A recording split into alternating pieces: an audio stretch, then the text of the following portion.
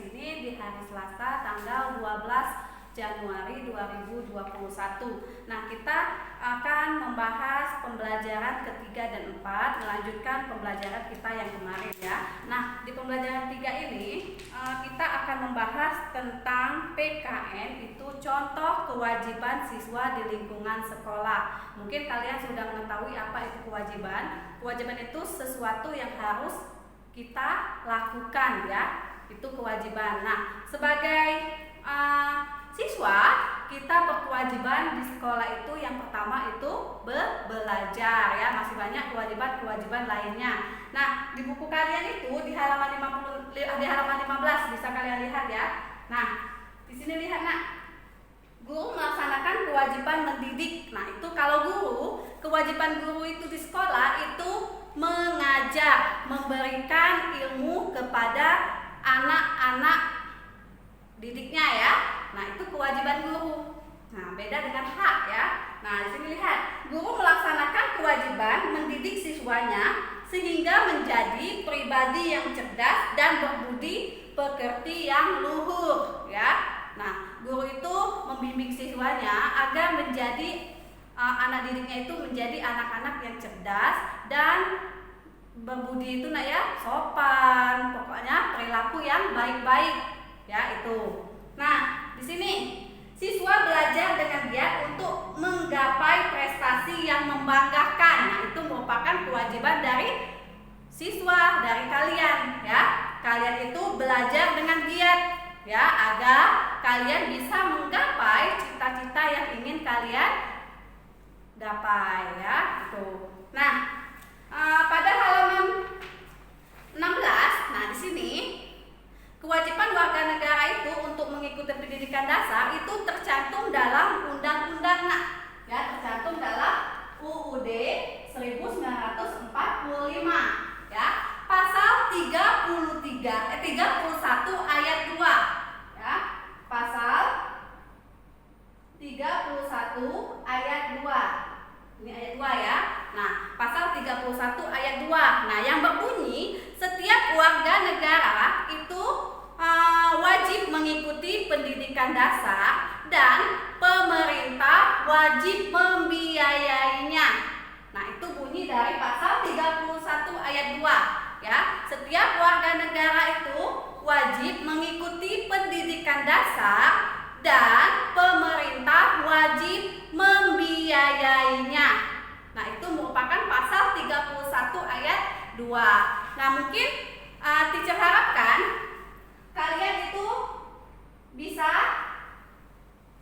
mengingat apa bunyi dari pasal 31 ayat 2 ya. Ingat, nanti pas pertemuan di Zoom ya, pas pertemuan berikutnya di Zoom, teacher akan bertanya dan akan mengambil nilai kepada kalian itu apa bunyi dari pasal 31 ayat 2. Ingat, pasal 31 ayat 2 tadi bunyinya setiap warga negara wajib mengikuti pendidikan dasar dan pemerintah wajib membiayainya.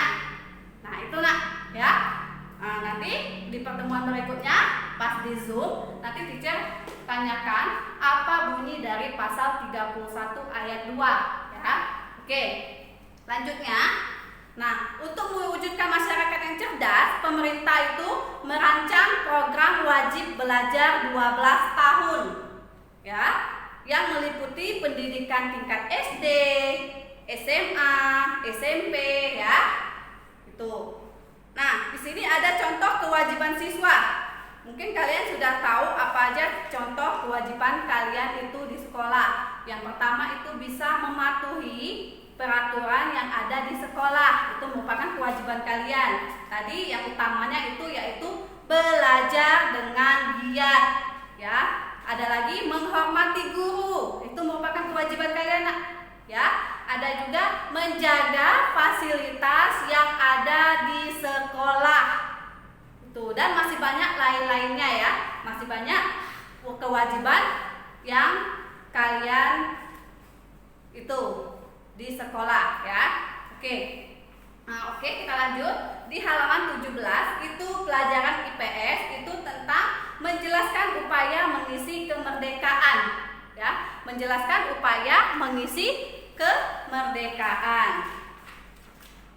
Nah, di sini tujuan kemerdekaan Indonesia yang tercantum dalam pembukaan Undang-Undang Dasar 1945 alinea keempat. Itu ada tujuannya, nak. Bisa dibaca di halaman 17. Ini ada 4 tujuannya. Melindungi segenap bangsa Indonesia dan seluruh tumpah darah Indonesia. Yang kedua, memajukan kesejahteraan umum. Ya, yang ketiga, mencerdaskan kehidupan bangsa, mencerdaskan kehidupan bangsa. Yang keempat, ikut melaksanakan ketertiban dunia yang berdasarkan kemerdekaan, perdamaian abadi, dan keadilan sosial. Itu merupakan pembukaan Undang-Undang Dasar 1945 alinea keempat. Ya, itu tujuan kemerdekaan Indonesia yang tercantum dalam Undang-Undang Dasar. Nah, adapun tujuannya itu misalnya, nah contohnya di sini, menjalankan kewajiban sebagai umat beragama sebagai wujud syukur kepada Tuhan Yang Maha Esa. Kita menjalankan kewajiban sebagai umat beragama, contohnya. Ada juga belajar dengan giat dan rajin sehingga kita menjadi generasi yang cerdas, kreatif, berpendidikan yang maju. Bisa kalian baca sendiri, masih banyak upaya-upaya dalam mengisi kemerdekaan Indonesia, ya. Oke, kita akan lanjut. Nah, di sini ada pembelajaran bahasa Indonesia, nah, ya, pelajaran bahasa Indonesia tentang menentukan perkiraan isi teks melalui judul. Nah, kita itu setelah kita membaca judul, kita bisa tahu apa saja isi teks yang ada pada judul tersebut, walaupun mungkin tidak sama ya, tapi inti-intinya saja. Nah, dengan membaca dan memahami judul, kita dapat memperkirakan isi teks sebelum membacanya secara utuh. Ya. Nah, memperkirakan isi teks dapat dilakukan dengan menemukan kata kunci dalam judul. Nah, di sini misalnya contohnya, sebelum kita membaca teks ini, kita baca dulu judulnya. Judulnya itu Pelajar SMA Negeri 1 Matauli Pandan Harumkan Nama Indonesia. Nah, harumkan nama Indonesia artinya dia pasti di dalam cerita ini pasti apa yang menjadi dia SMA Negeri 1 ini mengharumkan nama Indonesia. Pasti ceritanya itu tentang itu, ya. Nah, bisa kalian baca nanti di rumah, ya. Kita lanjut di pembelajaran keempat. Di pembelajaran keempat ini masih tentang pelajaran bahasa Indonesia, tentang menulis isi teks berdasarkan judul. Nah, sama tadi memperkirakan, ya. Nah, sekarang ini menulis isi teks berdasarkan judul, ya. Sama seperti kalian mengarang, nah. Tapi walaupun kalian mengarang bebas, ya, tetapi kalian harus lihat dulu judul itu tadi tentang apa. Jangan melenceng dari judul, ya. Harus sesuai, isi bacaan itu harus sesuai dengan judul. Jangan judulnya itu tentang Taman Nasional, tapi yang kalian bahas di situ tentang liburan di mana, kayak gitu, ya. Atau membahas tentang apa, ya. Nah, di sini nanti teacher kasih kalian judul, misalnya, ya. Nanti teacher kasih kalian judul pas kita bertemu di pembelajaran berikutnya. Nah, nanti kalian mengarang isi teks, ya, isi bacaan itu sesuai dengan judul yang teacher sebutkan nanti, ya. Oke. Sekarang kita lanjut. Nah, di sini mata pelajaran IPA, nak. Mata pelajaran IPA itu tentang menuliskan ciri fisik anak laki-laki dan perempuan pada masa pubertas, ya. Mungkin di pelajaran IPA kita sudah melewati bab ini, ya, nak, ya, tentang pubertas, ya, tapi kita mengulangnya sekilas, ya. Nah, apa saja sih Kita baca di sini. Nah, lihat. Tahap-tahap pertumbuhan dan perkembangan manusia. Lihat itu. Yang pertama itu masa bayi dan balita, ya. Yang kedua itu masa anak-anak, masa remaja, masa dewasa, baru lansia. Itu tahap-tahapnya ya.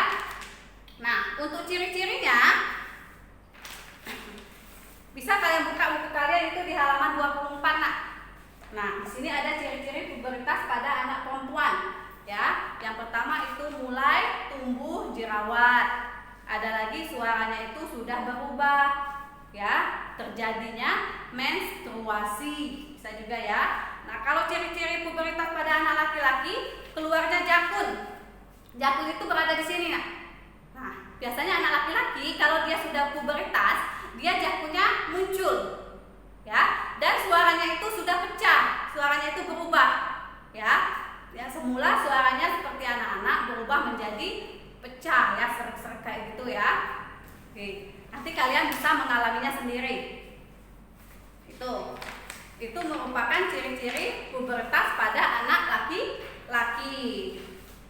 Nah, ada juga jerawat mulai muncul, tetapi tidak semua kulit itu menimbulkan jerawat. Nah, ada juga yang sudah pubertas tetapi dia masih tidak memiliki jerawat. Mungkin dia menjaga kesehatan kulitnya, ya. Setiap dia pulang sekolah misalnya, dia itu mencuci muka. Tapi mencuci muka itu jangan juga waktu kita panas-panas itu pulang dari sekolah langsung cuci muka. Itu tidak boleh juga ya. Kita dinginin dulu baru cuci muka, bersih-bersih, ya. Sehingga debu-debu itu tidak menempel di kulit. Ada juga yang seperti itu ya, tergantung dengan kulit masing-masing. Oke, sekarang kita lanjut ke SBDP. Nah, di SBDP ini mengubah interval nada pada tangga nada yang berbeda, ya. Mungkin kalian sudah belajar itu interval nada kemarin ya. Nah, hari ini teacher akan menjelaskan tangga nada diatonis nak. Ya, menjelaskan tangga nada diatonis.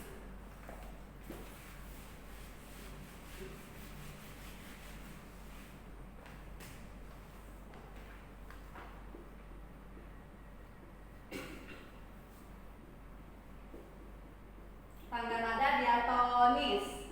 Nah, apa itu tangga nada diatonis? Tangga nada yang memiliki 7 nada, ini ya, memiliki 7 nada dan 2 macam interval.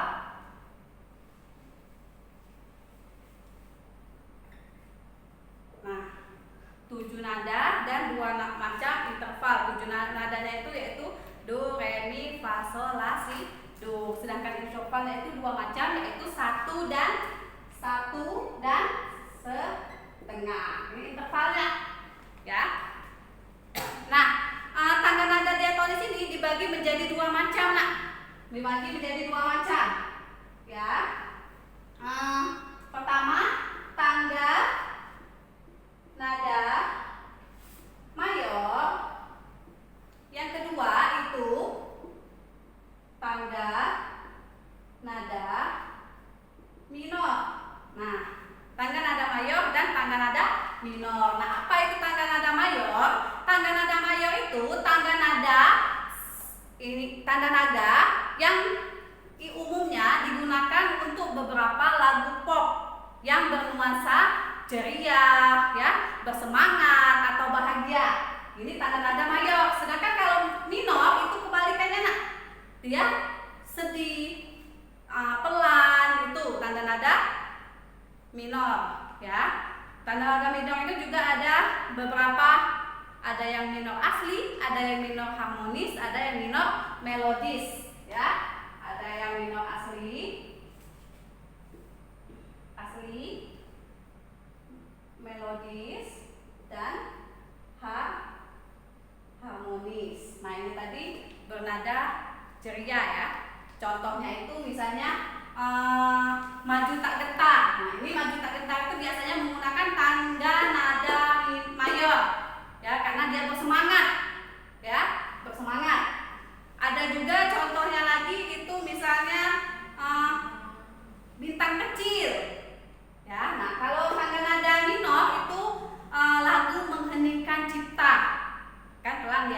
diciptakan sama misalnya lagu syukur, ya tuh.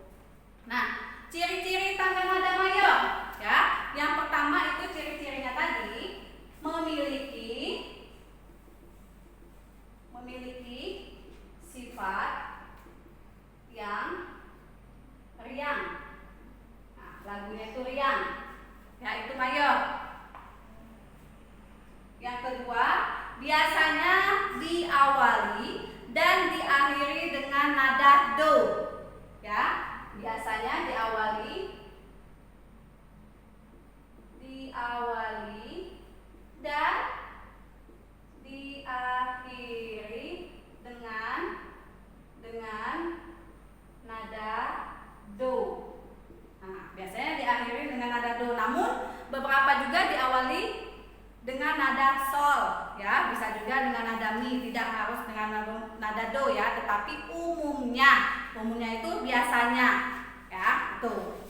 Karena kita membahas tentang panggilan nada mayor. Nah, di sini di halaman 25 ada lagu Bersih dan Sehat.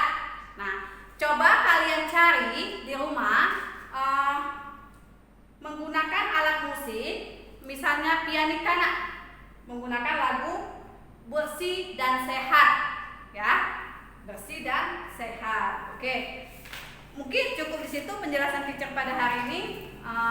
Untuk lebih jelasnya nanti kalian di teacher bagiin lesson plan-nya, ya, kalau ada yang bagian yang tadi belum tercatat, ya. Oke, untuk tugasnya bisa kalian lihat di Google Classroom. Selamat pagi.